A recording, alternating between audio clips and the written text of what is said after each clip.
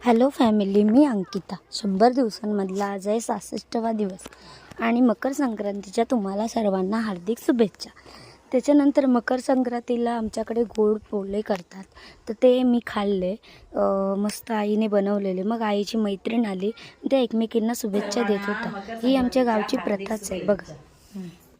तिळगुळ घ्या, गोल गोल बोला, आमचा तिळ सांडू नका, आमच्याशी भांडू नका. असं सगळे एक एक जण येत होते. त्याच्यानंतर एक छोटा बाबू आला. पाया काय पडायचं.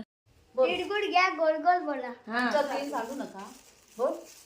आमचा तिळ सांडू नका. आमचा तीर सांडू नका. आणि आमच्याशी भांडू नका.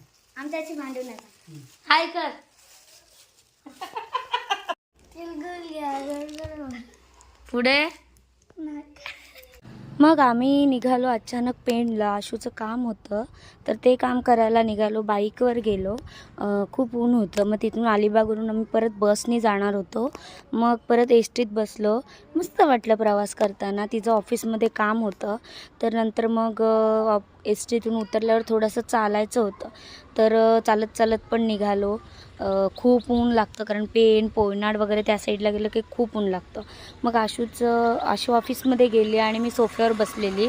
तिने मस्तपैकी सोफ्यावर बसायला जागा दिलेली मला. त्याच्यानंतर तिची मैत्रीण होती सोबत, तर ती बोलली पेंटचा बाजार बघूया. मग आम्ही पेंटचा बाजार बघायला गेलो. मस्तपैकी सगळी दुकानं होती, पण आम्हाला काही घ्यायचं नव्हतं तेवढं. मग एस टीने आम्ही घरी निघालो. उजेडात आम्ही निघालो आणि काळोखात आम्ही पोचलो आणि खूप उशीर झाला. 8:30-9 वाजेपर्यंत आम्ही पोचलो आणि असं संपलं आमचा गोड दिवस. बाय.